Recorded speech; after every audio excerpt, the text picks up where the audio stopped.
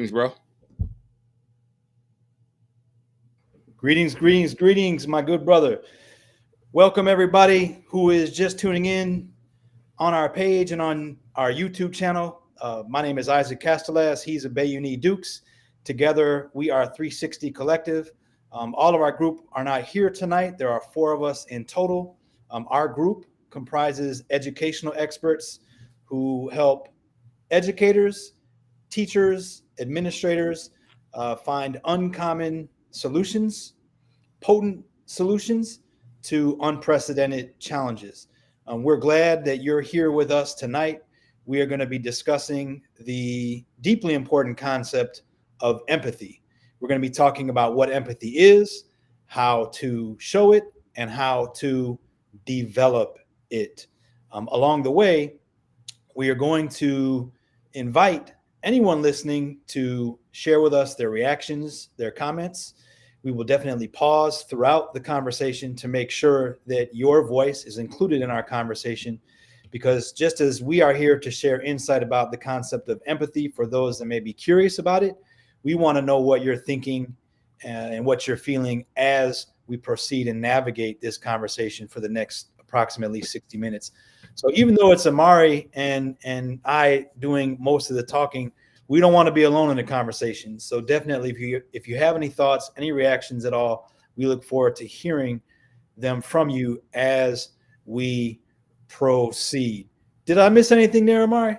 No, you didn't. I think that you said everything well, brother. I think that this is a wonderful topic once again. I think that what we've experienced, what we've been experiencing, is that people can be insensitive to what a lot of people are going through, and maybe they don't understand the importance of being empathetic towards people, or what that means, or how being empathetic makes people feel. So I think that this should be a wonderful little discussion. It should be a wonderful discussion. I don't want to belittle, you know. Yes, right on, right on. All right. Well, then, with that said, let's jump right into the conversation. Wonderful, Um, wonderful. yeah, we're going to start first with exploring where the concept of empathy comes from and its connections to our past and throughout history. So, um, what we have here is a passage, a quotation by a gentleman named Goji Mahai, who's a member of the executive council from the Department of Education in South Africa. And he articulates the concept of Ubuntu, which is a Bantu word, which expresses the connection between a person as an individual and their community, the people around them. Ubuntu articulates that a person has both an individual existence and simultaneously exists alongside others. That a person becomes fully human by realizing that connection and their inclusion in that relationship and in that community with others.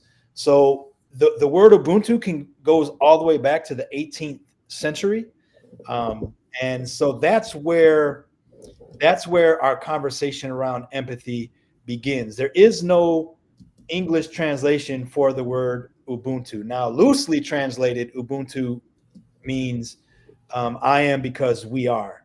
I Um, am because we are. right. But the word Ubuntu has no singular translation in the English language. But that brings us to where the word empathy itself comes from. And so the best and most um, direct connection is to a German word, Einfühlung, which is shown here. And this is a word which was created to express the feeling that a person has when they experience a work of art, like this Picasso painting that we have here. An English psychologist took Einfühlung and translated it into empathy as he attempted to articulate the concept of connectedness that we're going to be Mhm. exploring a little bit further. So I'll pause there to see, how our audience is feeling about the word, but then also what is it that you want to add on to what's been shared so far, Amar? Um, that I am because we are. So that used to be like a family motto I used to go by a long time ago. It was just a connection that for all of us, it was just for us. It was just like we're all connected, no matter what we do, good or bad. It's going to be a reflection on all of us. So some of it was a was a understanding that for for the good, it's going to be a good reflection. Also for the bad, it's going to be a bad reflection. So just keep for us to keep each other in check a little bit. So that's what that was a family model that we used to have. But just hearing that, man, just bring back some of those memories of just how that we needed to have certain things just so that we could keep each other in check, so we keep stay grounded and stay, more or less kind to each other. So, Mm-hmm. Mm-hmm. so yeah. Okay, got it. I'm looking at. I'm just checking to see what we have in the chat, and it doesn't look like we have anyone in the chat so far, which is Okay. okay. We'll come back. We'll come back to it. With that said, the next thing we want to do is we want to try to define the term empathy and what it means exactly in in our world today as we experience it. And so the Mhm. next slide gets at the differences between sympathy, empathy, and of course compassion. And so the key thing that I think is important here is that all of these concepts are Mhm. valuable. Empathy, sympathy is important, empathy is important, and compassion is important. Empathy is situated in the middle because empathy helps a person move from sympathy into compassion. Now, the key difference here between sympathy and empathy is that sympathy is when you feel for a person, right? Empathy is when you experience the person with them as they are feeling it. Um, and then compassion is acting upon that feeling that you have with or are sharing in with another person. And I want to draw attention also to what's at the bottom of this particular slide, right? So sympathy is, if it were me, I would be mad too. That's something that a person might say when they're showing sympathy. In the middle there, when a person is trying to express empathy, they might say, you really wanted X, Y, or Z. I'm angry with you, right? And then the last example is starting with something similar. You really wanted X, Y, or Z. How can I help make it better, right? So those are the three concepts that are all interconnected, and that we'll be exploring a little bit further. But what is it that you think is important to point out here, Amar? I think that for some people, let's maybe this is where maybe we could start with maybe giving an example. So maybe we talked about maybe something that maybe we all experienced, maybe or we know about. Um, maybe we didn't get the job that we thought that we qualified for. Um, or maybe we have a friend that didn't get the job that they qualify for, and sometimes it's showing some type of level of compassion for that individual when they come to us and say, a certain thing. So let's just say, for example, Isaac, man, I really thought that I qualified for the this principal job at the school. I've been working real hard to get it. Mm, Uh, Isaac, man, I really been doing those things that they told me to do, and they told me that maybe I should be a shoe in, but it appears to be. I feel as if they gave the job to somebody that was unqualified, man, and I know I'm better than the guy that gave it to, mhm. right? So what does that sound? So, like in those, what does each one sound? So being sympathetic, empathetic, and compassionate. How would you respond in those ways? Okay, got it. So in this example, you've missed out on a job that you really Man, wanted. Is that man, right? yeah, yeah. Yeah. The previous principal told me that I was a shoe in. He Yeah. was he was he was mentoring me for it, Yeah. Yeah. and they just called me and said I didn't get it. Hmm. All right. So if I were showing sympathy in a Hmm. case like that, I would assume that I know how you felt, and I might say, "Oh man, that really stinks. That's terrible, man. That's how awful. I'm really sorry." Hmm. If I were That. showing empathy, Mhm. I would say I would ask you to tell me more. So how are you feeling about the situation? It sounds like you really wanted the job. Tell me Yeah, about I really did want it. I did really did want it. I that. think, I mean, I was, like I said, I was grown there. I mean, I think that the teachers that been there for years, I've been have a great rapport with them. Mhm. I've been working on leadership, and guiding and those type of things. So I think that I really wanted it. Everybody, all the other teachers Mhm. felt as if I would be a great principal. I just don't know what happened. Yeah. So what's the most disappointing part about this for you? Um, the most disappointing part would be this the expectation. There's nothing wrong with teaching. You know what I'm saying? I think I'm a great educator, so that's totally fine. But Mhm. I think that I I think that I want to lead other teachers and guide them into being, better teachers and taking the school to another level. I want that responsibility. So I think that is something that I'm missing out on. But I guess probably the thing that hurts more is probably that I had already built up in my mind that I was going to be have this position next year. Yeah. So it sounds like you put in a lot of work to train and prepare. You had a relationship with this principal. You had a vision for how you wanted to structure the school next year. You were really looking forward to that, and you had a lot of hopes and ambition connected to this job. Is that right?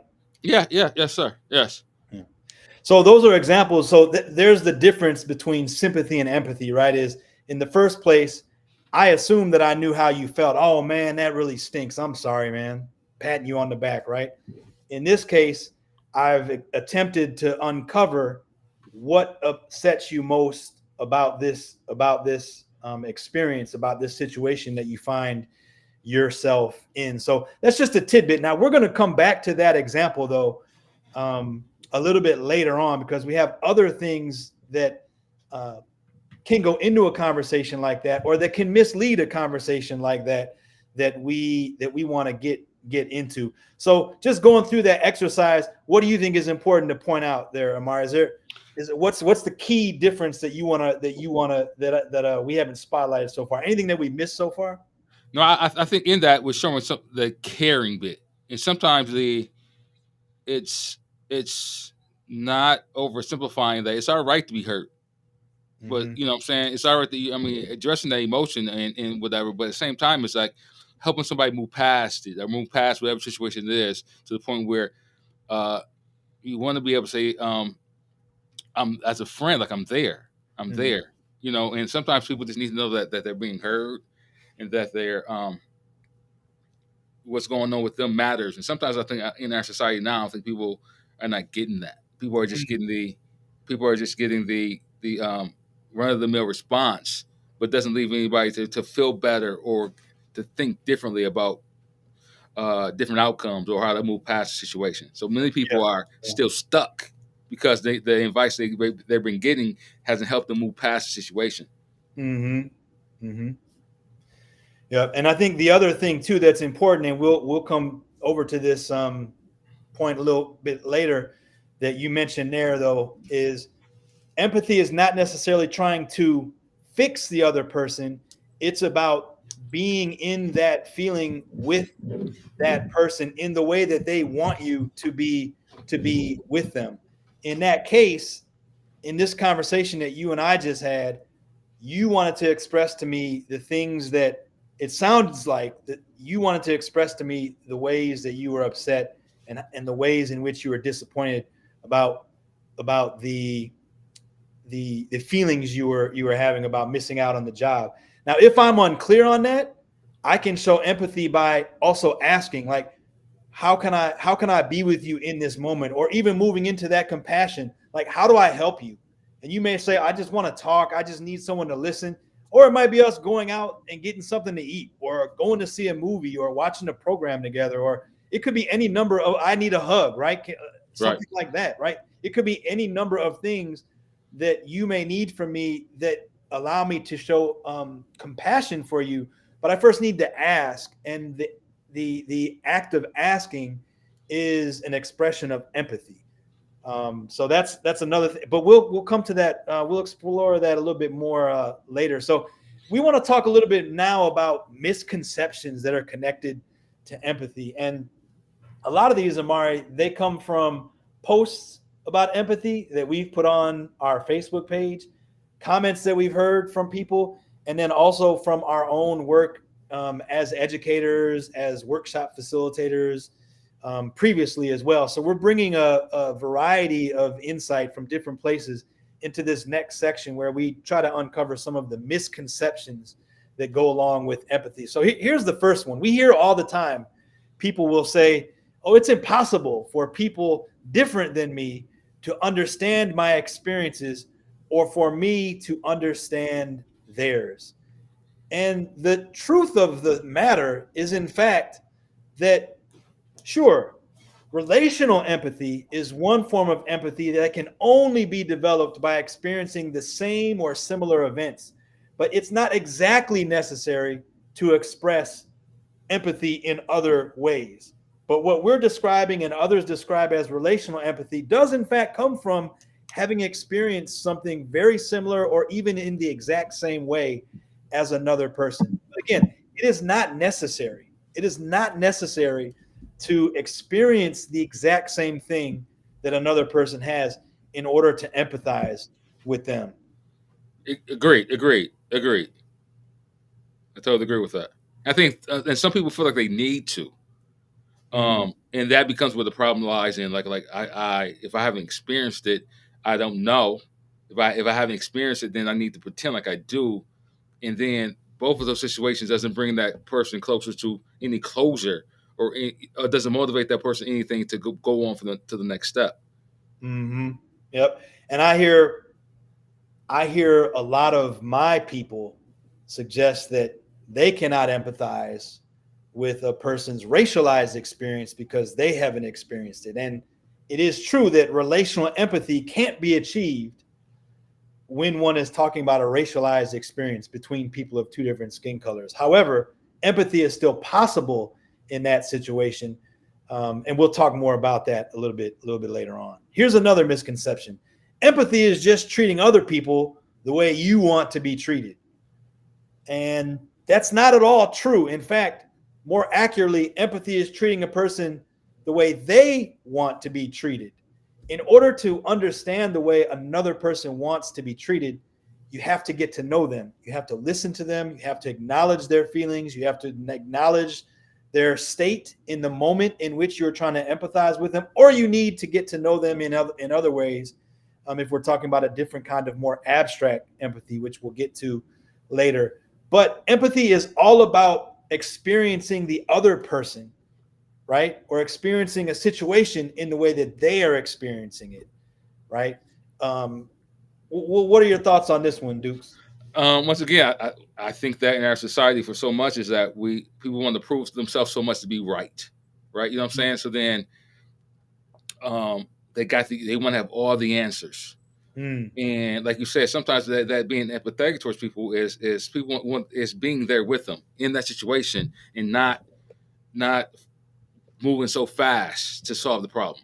Um, I mm, think that I think that as men sometimes, because I think that we realize people we're like supposed to be the problem solvers or whatever. So then sometimes when our wives come at us, have situations with us, what happens is that she presents the problem, but then instead of listening, being there and just being present, we move right on to the level of let me solve the problem.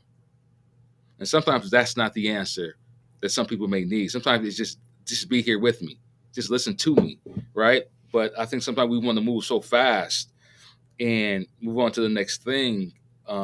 We solve the problem for them, mm, and mm. that doesn't do anything for them to next time. Maybe some situation may come about when we're not around. Um, you know what I'm saying? And Yeah, sometimes walking people through a situation is more effective. But sometimes when in our own arrogance, we feel like I have the answer, I know what to do. So let me just do it for you, or let me just say right, what's the right, right thing to do. And right. there's no and sometimes the person just want to be heard.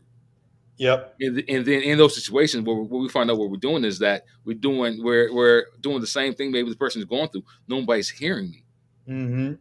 you know. And, Or thinking that because this is how I would want to be treated in this situation, this is how I'll treat everybody else, right? right, So right. that isn't necessarily the case all of the time, and that's why developing the skill of empathy can help you move from decentering yourself to centering another person and their condition. Let's see what our good brother Tim Hampton has to say. Tim is a member of 360 Collective. He joins us when he's able. He's tuning in tonight as a participant, and he says that many are callous and cold. Discussion of feelings and emotions is really taboo due to notions of maturity, masculinity, or strength. So that's kind of like what you were saying a second ago, right, Dukes? Yeah. Now, trust me. Now, in other situations, I got some personal stories, especially with them too, where Oh man, I'm not gonna tell y'all. I'm not gonna tell the audience, but man, yeah. this one, oh, this one time, especially that Tim Hampton man. But also, like you said, also it's being wise enough to know in certain situations where if we're not ready to handle that type, maybe it's Right. a real serious situation, and we're not ready to handle that type of environment. And I think Mhm. also being wise enough to know maybe this is not my environment to go into to to help out. You know, Yeah. that makes sense. You know, sometimes I mean, you got that's wise too. Just know what I don't know everything. I don't know how to address the situation. So Yeah. before I make it worse, I need to take a step back, maybe gain more information, Yeah. or things like that. Let's take a look at this next one because this fills right into what you're saying, and I think what our good brother Hamp is saying as well. Like we have a notion in our society, and I think other places as well, that some people are just naturally more empathetic. That people are born more empathic or more empathetic, or say that women are just naturally more empathetic than men are. But in fact, that's not at all true. It is true that we are conditioned sometimes as men or as women to be more empathic, to be more empathetic, to express empathy. I know that I've had it taught to me. I've had men in my life tell me not to cry, not to express feelings at certain times or to hold certain things in. And I realize now, in retrospect, how that actually worked against me and how late to the game of empathy I really am. Because as you said, Dukes, I mean, we can all go back to like age 19, age 20, college or post right after college, high school, times where like we shirked the idea of showing any full expression of love or care for other people. And that all comes from these really antiquated, oppressive, frankly, notions of masculinity, right? And so Agree. yeah, Right. it's not at all true that a man or a woman is more genetically predisposed to showing empathy than others. It is something that can in fact be taught. It is something that can be developed. It's something that can be cultivated. It does take time, but anybody can do it if they are purposeful and intentional about doing it. And I think what happens is that many of us are not purposely in that situation. You know, it's the active role of listening, Mm, um, being present, right? And like you said, is that in our society, some these things are not being. It's not looked upon as being a great attribute, right? To be empathetic. We think about it in business, we got to be cutthroat. You know what I'm saying? Sometimes as men, we realize it's only best if we show no emotion, and you know what I'm saying, those type of things, and these things that we're taught, right? We're realizing that these things don't make society better. And like you said before earlier, is now it's time. I think now it's time for us to become more human. How do we become more human to our for ourselves, and then to the people that we engage with? mm, In mm. some ways, in doing that, is showing love and empathy towards each other. Like, okay, maybe I haven't experienced all these things, but I can understand. My goal is trying to understand, and Right. then this how do we help each other move on through situations, and we don't show that in our society now. We can see now those things are not being present. Right on. And you touched on the word understand there that is incredibly important, and it's an important distinction too. There is a difference between relating to and understanding.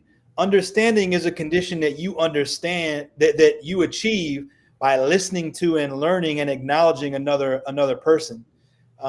Relating is something that you achieve by experiencing a shared thing, right? Or a shared situation or a shared moment or a shared dynamic. So there is a difference.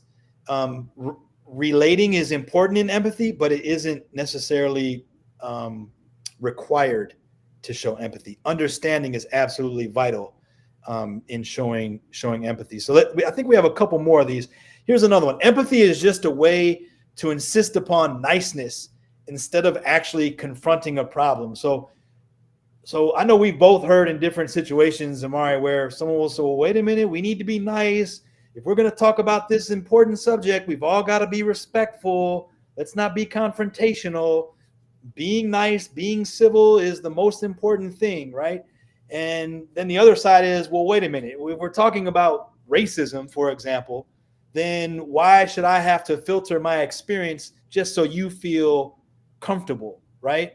And so people push back against empathy because others may tend to use empathy as a way to shield themselves from discomfort. Now, I don't deny that people do that. However, that is not the intent of empathy. Empathy can be used to explore problems, not, in fact, avoid them. Some people might use it as a shield, but they're weaponizing empathy in that case. And anyone who does that deserves to be called up on it because that is not the true intent of what empathy is all about. Empathy is, as you said, it's about experiencing what someone else is experiencing from their point of view. It's about seeing their truth and acknowledging their truth. It's not about silencing anybody. It's not about muting anybody. It's not about filtering anybody so that one can be comfortable in relation to that person. I think that's it, and also goes into what Brother Hampton was saying is that, and part about that is there's nothing wrong with having a little bit of the masculinity that if you want to compare masculinity to femininity, there's nothing wrong with having a little bit of that, but having that strong communication. We're both parents, and we understand that sometimes they're dealing with, especially when we're dealing with our young children when they were younger, we had to show a little bit on empathy. We had to sit back and try to understand what was going on, why they make these decisions. Right now, we could have went straight to disciplining, right, and then let that be it. But if you really want to understand, so that maybe then it could be another conversation of let's do some correction of why, right? And the thing is that with that is that it doesn't mean there's no discipline, right? It doesn't Right. mean there's no you're not being mad or that's that emotion. It doesn't mean you don't show those type of things. But if the goal is to allow our children to be more human, to allow them to learn from mistakes or even successes, right? We Let's understand what was going on, how they Mm-hmm. came through these type of things, and then we can sit back and say, okay, this is how we're going to proceed next, whether that is a positive consequence or a negative consequence. But we just jump without having all the input. We don't jump and understand that, okay, why, what was the emotions that was going on. If we Right. don't sit back and say, maybe even provide some personal experiences or whatever, trying to relate to a little bit to the situation, Yeah. then there's no learning for our children. Yeah, I appreciate that you're thinking about empathy in the context of school because one of the examples that actually appears in one of the texts that we pulled from in preparing this content and that I've used in training teachers and stuff in the past is a child who walks into class late and kind of makes noise when they walk in, right? They're kind of disruptive as they walk into the classroom. A teacher in that moment can do a number of things, right? And they can be very dismissive. They can send the child back out of the room, not inquire at all about what's happening with the child. They can they can talk to the child, get to know what's happening, and then let the child completely off the hook for arriving late to class. Or they can express a true sense of empathy, which is to figure out what's happening with the child understand what's happening with them, and then figure out what the proper course of discipline is. Exactly. And, Exactly. and empathy, a proper sense of empathy, exposes so much else that is wrong in a lot of schools today, which is that the policy may say, well, a child who walks in late goes down to the office, they have to have a parent phone call, or they come in for a 45-minute detention where they sit quietly. And those things may not actually address the thing that the child is experiencing in that moment. A true sense of empathy allows the educator in that moment to properly discipline the child. It isn't that the child should be allowed to come in and sit down, because if they've disrupted class, then that is, you're violating the community of learners who are in that space with you, right? There must be discipline in that case, but the discipline must also be right. It must be transformative. Mm, It must be mm. restorative, and it must be meaningful to the child who has, in this case, made the bad choice. And it must in some way speak to the community that is being impacted by the child's actions. Sending a child out to a detention where they sit for 45 minutes completing a reflection ticket may not necessarily be, and probably is not, the right thing for that child in that moment. So I appreciate very much you're talking about discipline, because other people in the world of education do think that empathy means letting a child off the hook or lowering the expectation. And in fact, it does not. It just means that our response to the child, the way that we redress the situation, whatever it may be, is appropriate and calibrated to what the child needs and is experiencing. And it goes right back to how you started. It humanizes them versus them just being a number. Because every form of discipline doesn't affect, or every form of consequences. I use that word better. Doesn't motivate every child the same. Mm-hmm. What I do with my son may motivate my son totally different. What it may motivate my daughter. But if I did the same level of motivation for both of them, somebody's going to be left out. Somebody's not going to be heard. Somebody's, you know what I'm saying? So Yep. you're taking that time just to humanize the child allows them to understand that they're being heard, and also it teaches them those boundaries. Even though they're set day one, right? But still, who knows something's going on, and something could be going on in the house, or whatever. Who knows? Right. And sometimes just that is, and I think what problem is people think that it's going to take too much time. Mm-hmm.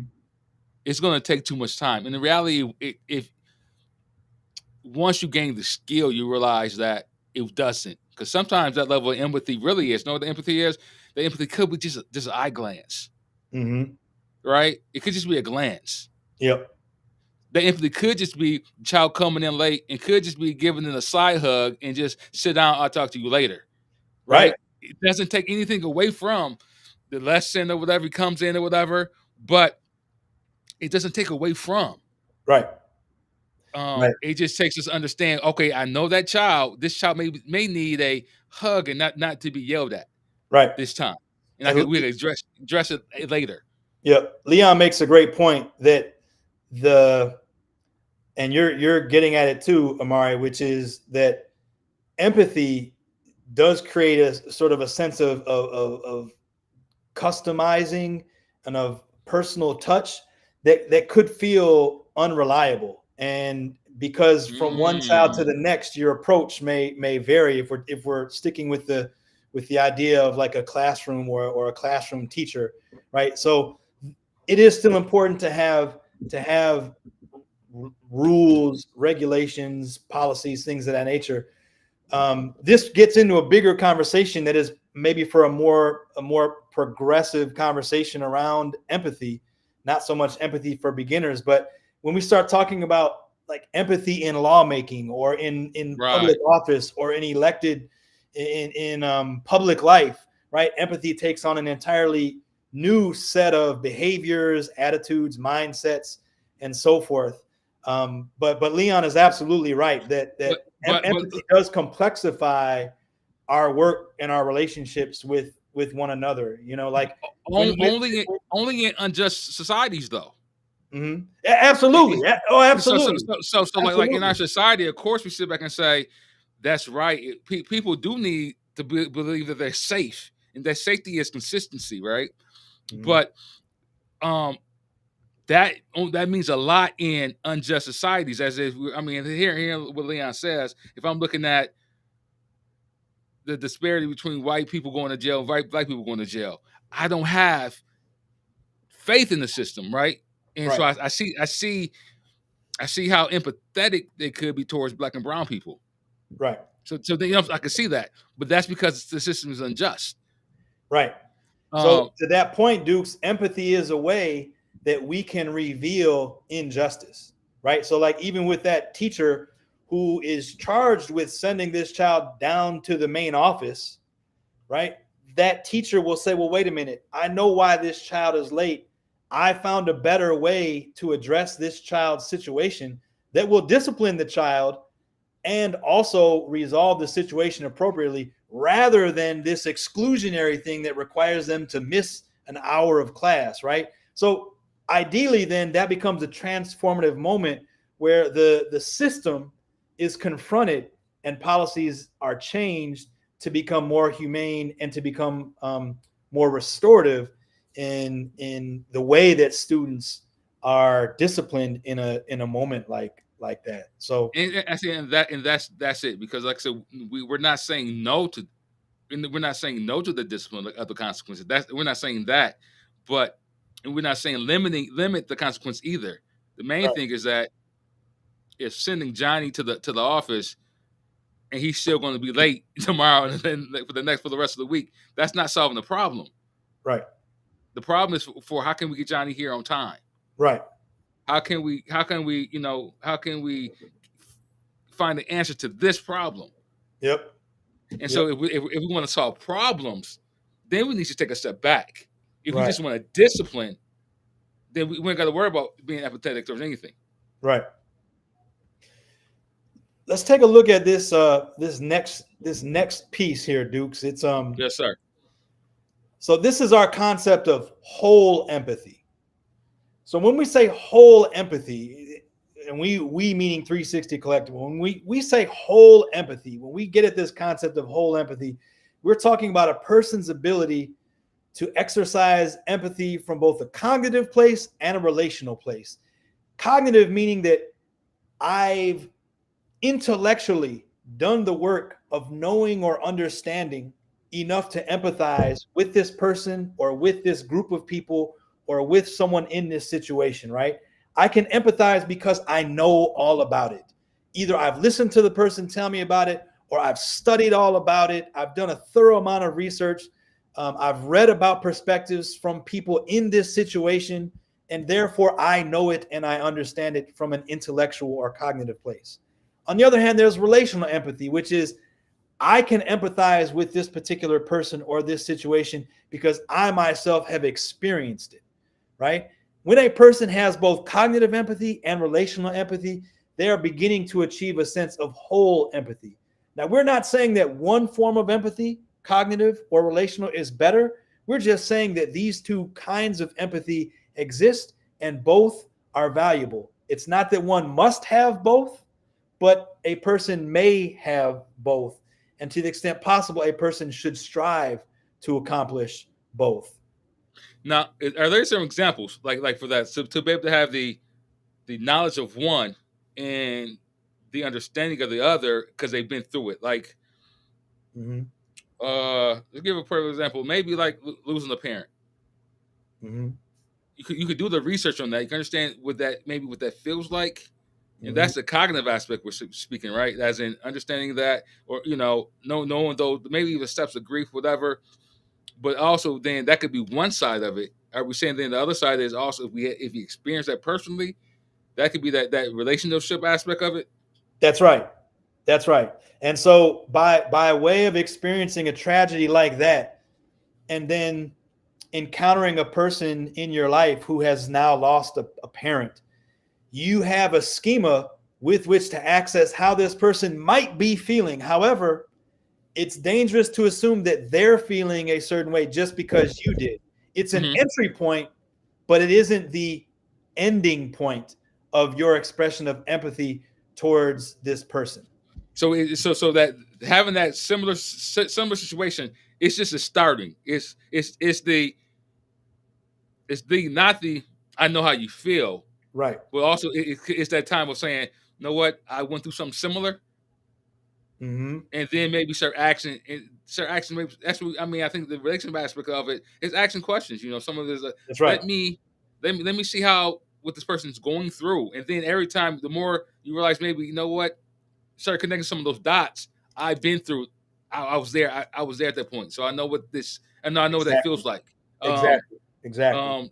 It's your So entry point into that conversation or into that particular situation or a moment with another person.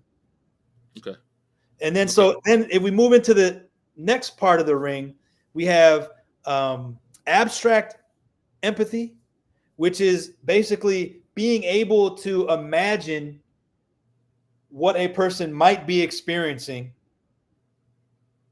although they may not be experiencing it in front of you right now. It could be imagining what it must have felt like for a person in the past, or they may be somewhere else in the world experiencing that thing. You're not with them, or it may be something that you're imagining perhaps in the future, right? But abstract empathy is more about imagining as opposed to situational, which is happening right there in front of you. You're in a moment with a person or a group of people in a situation, and you are expressing empathy towards them in that moment. So abstract is more imagined, and situational is happening or unfolding in real time. Now, we've positioned abstract empathy next to cognitive empathy because a person who is especially strong with cognitive empathy is usually very strong in abstract empathy as well, and a person who has a strong sense of relational empathy is usually very, very powerful in certain situations in which they can empathize really well. However, there isn't a causational relationship necessarily. There's more of a correlation between relational and situational empathy, and then cognitive empathy on the left, and abstract empathy closer to the middle.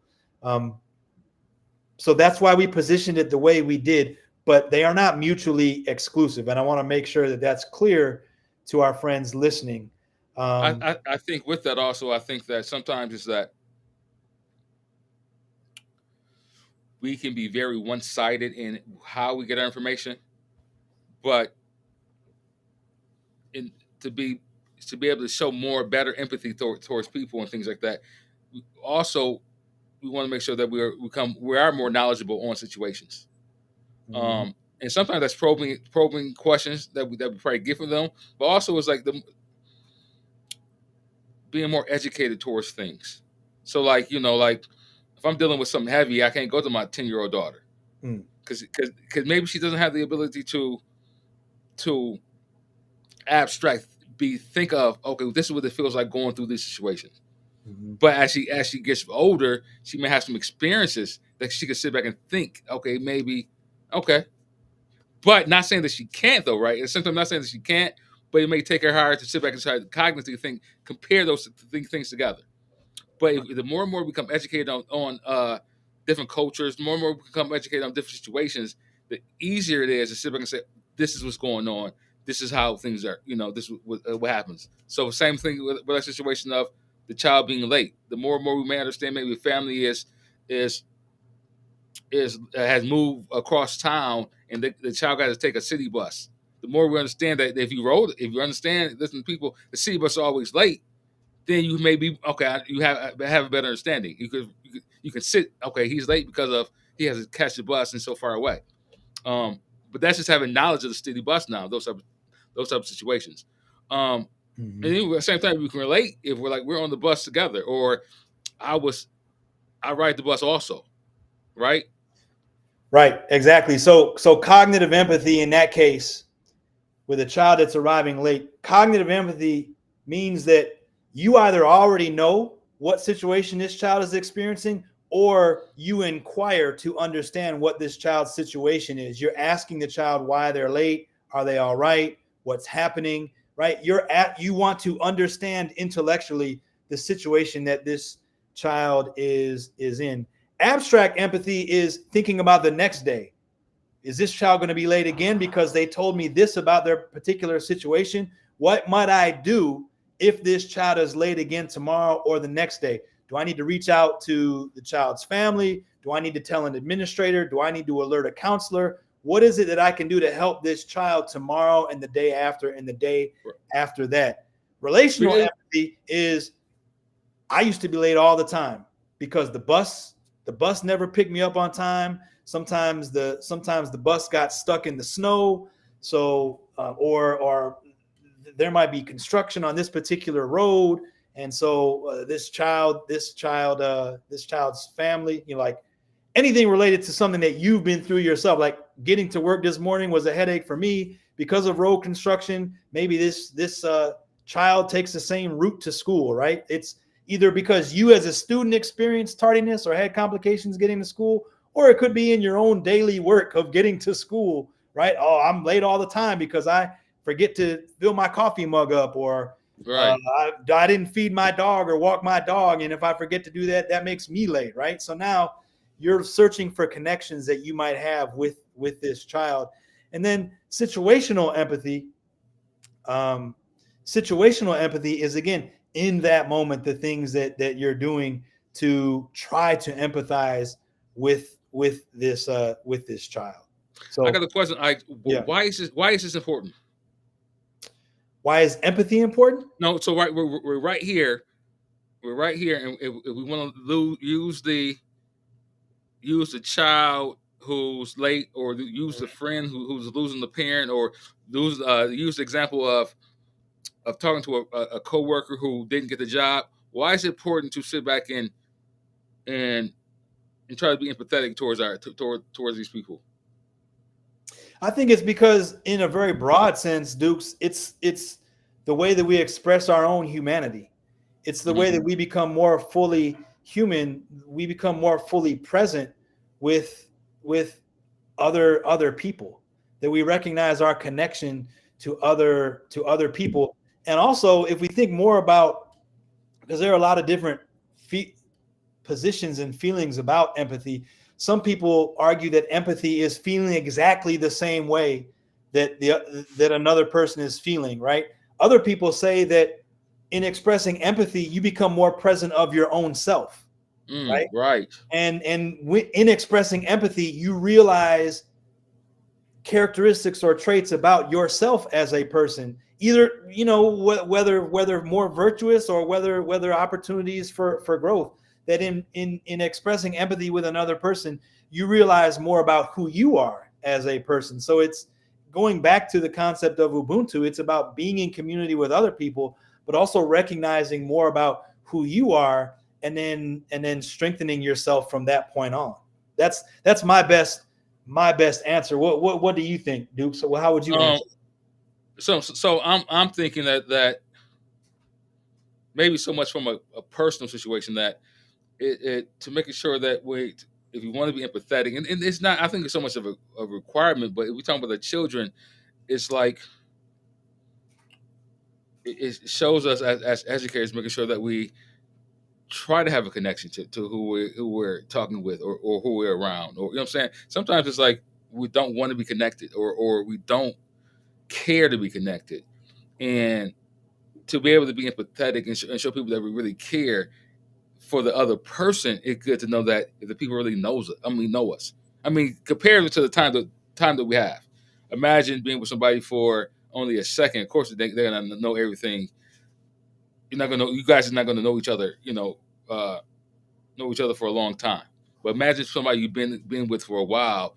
It means something for that person, that you're taking that time to try to have a better understanding of what's going on. And with that can change behavior. With that could be, it matters for somebody to say, somebody who they think they really cares about them, shows that they care about them. Um, and that just helps, people for the next day or the next situation. Sometimes, like I say, it doesn't have to be bad or good. Um, it just helps. It just helps people to be like, other people care. Um, Other people care about me, and that just helps people, to do better the next day, or have a better day, whether it's good or bad. You can tell somebody, no, I'm getting married, and having that, being happy for them too. You know what I'm saying? Showing that empathy towards the situation, like, you know what? Yeah, I'm happy for you. And sometimes we don't have those skills, Mm-hmm. to do those type of things. But that's what I was asking. Why it's important? You know. Yeah, well, so and let's talk about some of the blocks to empathy as well. Well, first, these are examples, and we're going to put these on our page. Here are ways that a person can cultivate the different forms of empathy that we've outlined. So, a person that we won't go through them all, but we'll leave it up for a second. A person who is interested in developing, for example, cognitive empathy, can study the experiences of another people as they describe those experiences. You could seek feedback from others around you, right? Um, an example is to read different perspectives on an important issue, right? So these are the ways that a person can develop cognitive empathy.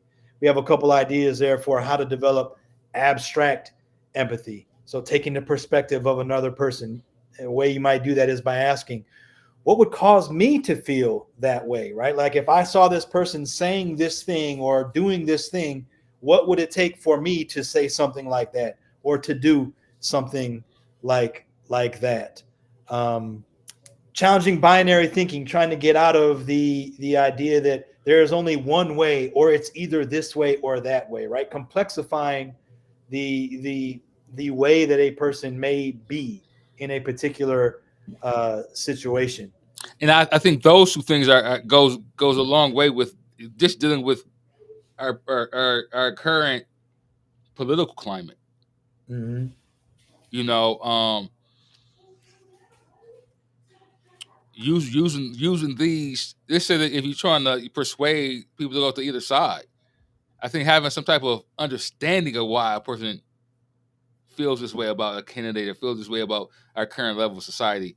There's no way for you to have understanding if you don't ask some of these questions. And then in asking these questions, you maybe have a better understanding of where they are. But I think what happens is that we don't become empathetic towards what people are going through, and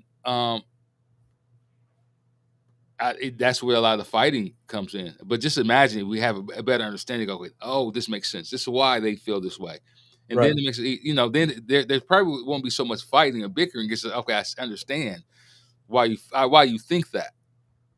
And from there, that's where the progress happens. I Yeah. understand it. Now, how do we unify? How do we make some changes, or how do we grow together? But what Right. happens is we're not trying to take this cognitive approach of trying to understand each other, Mm-hmm. doing Yep. the research. You know what I'm Yep. saying? Yep.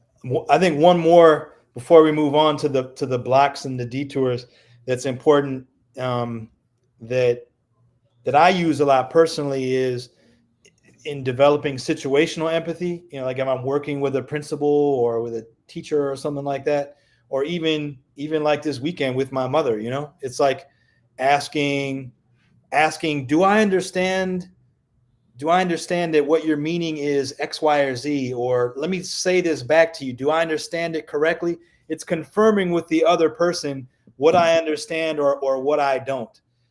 Because understanding is not something that I do, it's something that you give to me. Like, I understand you, Amari, when you tell me that I understand you. I don't get to say, oh, I understand what you're going through, Amari. You tell Mm. me, you get me. Yes, that's it. That's it, Isaac.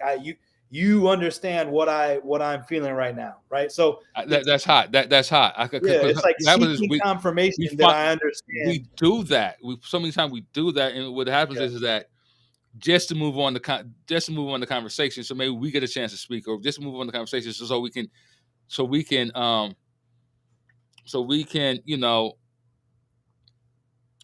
say our viewpoints. And what mhm, happens is that that's to become the problem. I understand, and it's like it can leave a person to like, no, you really don't, and mhm. you push people away with that when we do that. Yeah. Let's take that's a great add on there, Dukes. Let's take a look at the blocks and the detours because I know you and I spent a lot of time putting these together and revising this language.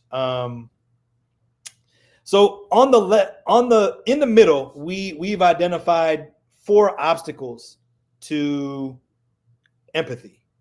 And then on the left, where you see blocks, we've identified the ways that a person may deliberately interrupt empathy. In other words, this is a person or this is an action that is deliberately trying to stifle any opportunity for empathy at all and what a person might say in that situation. On the right are detours. These are things that a person might say when they mean to show empathy, but are not effectively doing so because of the obstacle itself. So let's take a look at apathy. I know this is one that we felt really strongly about, Duke. So a person who might be in their apathy, blocking empathy, might say to that person who got passed over for the principal job, well, I don't know what to tell you, man. Work harder next time, right? Like you're not even trying. Not even trying. You're So not I, even I trying. feel I feel like not heard. I Right, feel like, okay, this is not a friend. I feel right, like no, there's no love come across to me. right, So it's like I'm blocking so the person who lost the job, I start feeling like he doesn't care about me. And mm, also the person is showing that no, they don't care. He totally blocked everything off. So it's like, all right, let me go. What happens? Let me go to somebody else yes, who's going to hear me, because it's totally showing me that, you know what, he's not hearing me. And in these situations, sometimes just want to be heard. right, right. And then the other one that the detour is again trying to show empathy, but your apathy is maybe subconsciously or unconsciously getting in the way. Would be saying something like, "Oh man, I can't even imagine. I've never had a job opportunity like that myself. I can't even imagine what you might be going through." Well, And you then can't imagine it. Like, why don't you won't well, even try to right, right, imagine right. what it might feel like? You humanize me a little bit, right? Right, Make me like I mean, you can't. I mean, are you trying to the point where, like, I'm not saying, something that is totally not new under the sun. This is totally possible for you to understand. And when I hear that, it's like you just want to move on to the next thing and not invest in what we have here. right. Right. And so in a case like that, Dukes, the way that I know we would coach that person is, all right, you've never had a job like that, but when's a time when you wanted something really badly and you worked really hard to get it, say for a year or longer, something that you had your heart set on, and then you found out that you didn't get it. How did you feel in that moment, right? That So level of now, disappointment, right, right. So right, like we're maybe trying to it could be draw. anything. That's right. Saving money for a car and whatever, but you tell me you never felt that level of disappointment. Right. And Right. but I got a question. Then we're at this point, so because the thing is that there's a detouring moment. The person can make a turn and come back to it to the point where it makes me feel heard. Is that who was that responsibility on? Because right here is if I hear I can't even imagine, I still don't feel totally heard in the situation. I still don't feel the love in this situation. Is it the person who's hurt now by his friend? Should I say you haven't? Who is the person responsible for who's the person responsible for this if you had to detour part? Yeah. I guess it depends on the emotional state of the person who's experiencing the hurt or Okay. the problem, right? I mean, it depends on what's been said before then, but either person can jump in, right? I mean, if you said that to me, I might still feel comforted, Dukes, but I might not feel that you've truly heard or tried to put my experience in your shoes. So by detour means you may still be helping, but you may not be helping as much as you want, right? Okay. Um, Depending on how deeply in touch that person is with their own emotions in that moment, they might say, "Well, come on, I need you to try. Like you can't imagine it at all, like you just said, you know." So I don't know that it's exactly on one person or the other, but that's kind of why we're doing this is to try to give people the tools to recognize when they might be detouring themselves so that they Hmm. can try to get back onto track. So I don't know that it's one person's responsibility or the other. But but Um, but but I like that, because but what what it do is you is think that though? What do you think? What do you I think? What am I I, missing? I think you're right. I think it could be on both people, both person. You want the You want the detour. You want the person that they have to sit. We want them to gain the skills to say, "No what, man? Know what? Let me back. Let me go. I didn't mean to say that. I meant to say whatever." And you want the other person to be able to speak for themselves and have a little bit of to be able to speak up for themselves too. As my friend, you mean you can't? Because I know, you know what I'm saying. I know. I just saw your disappointment 2 weeks ago. You can't. You know what I'm saying. So I want you want that person to be able to speak up, learn how to speak up for themselves also only Right. because it just humanizes your friend also humanizes whoever you're talking to like listen this is not some abstract thought we both hurt I mean we both have experienced a certain level of disappointment or we both know whatever the situation is but I think that on both levels through a workshop or through whatever you want to teach people we want to teach people how to get back on track. I think both people are responsible in the Yeah. situation. Yeah. The onus may be on the one that should be showing more empathy towards or whatever. But Right. That's true. I think that being able to be an advocate for yourself also helps too. Being Yeah. able to speak for yourself also. Yep. Like, listen, as my friend, I need you to get this. Right. I like the way you put that though. That if a person is the person trying to empathize ought to be constantly taking the temperature of the person that they're with to try to make sure that they are properly empathizing. Right. If a person enters this moment in the frame of what does this person need from me, not how would I want to be treated, but if they enter that moment with how does this person want to be treated right now, what do they need from me, then even if they commit one of these detours, they can get back on track by reassessing the situation and seeing where this person is going in the moment, such that I can respond and properly channel their perspective in a constructive way. So with that though, we're just about out of time, but here are a few readings, and our good friend Leon, he put up a reading himself. It's called Bullies, Tyrants, and Impossible People, and then another called Working with You is Killing Me, that he seems to have found some value in. And so, in addition to those, here are a few others that we consulted for the purpose of this program and that we've consulted in the past.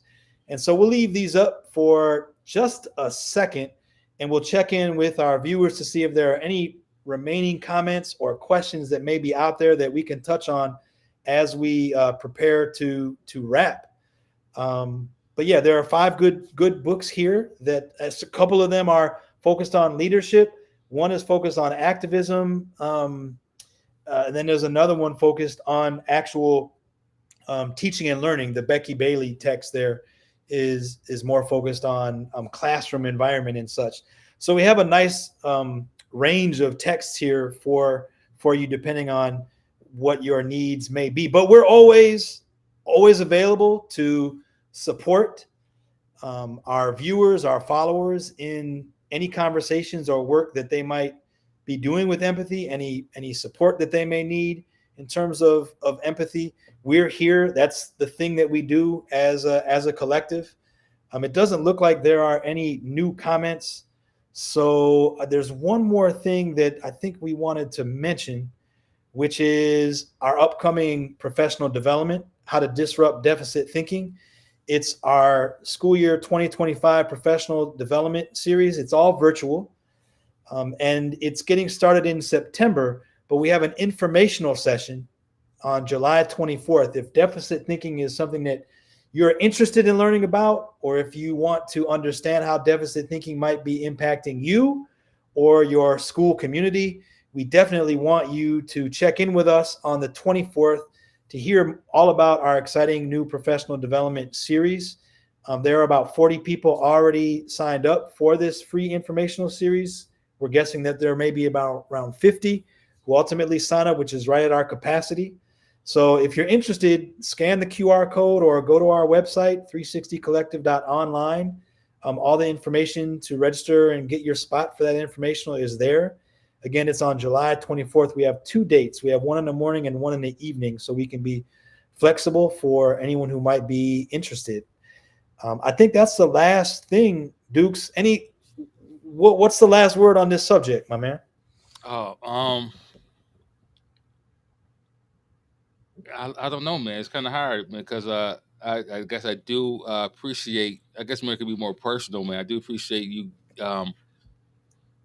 Just as we all go through certain things, but just as I go through some personal things, that I'm just happy that to know that to have people around me as yourself to sit back and listen to me and be empathetic towards what I'm dealing with, and so I can speak from example that when you have people that know how to listen, to care, and give love, it helps people to move on. It helps people to think of better ways to deal with certain things, and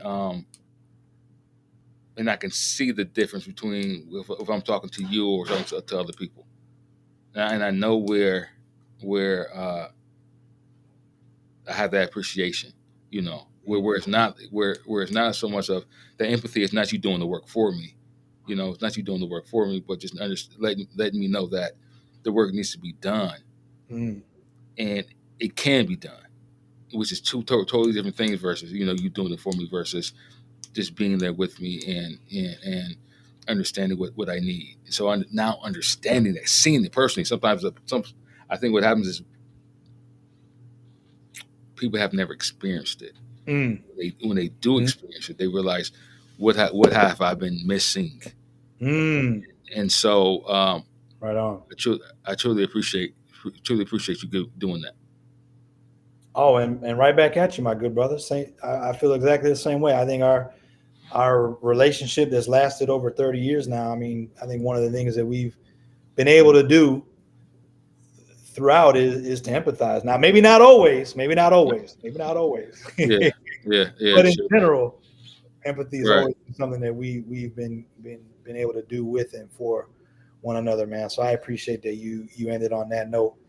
Um, so thank you to Tim for checking in. Our good friend Leon also checked in with us. Man, it's always a pleasure, Tim and Leon. I see you in the comments all the time, dropping knowledge and adding insight to the things that we post. So and Tim's definitely been active lately too. So I appreciate both of those good brothers for joining in this conversation today.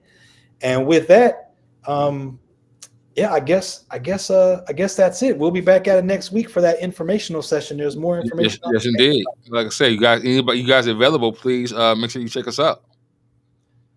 All right, my good brother, Real Powers people. Yes, sir. Thank you.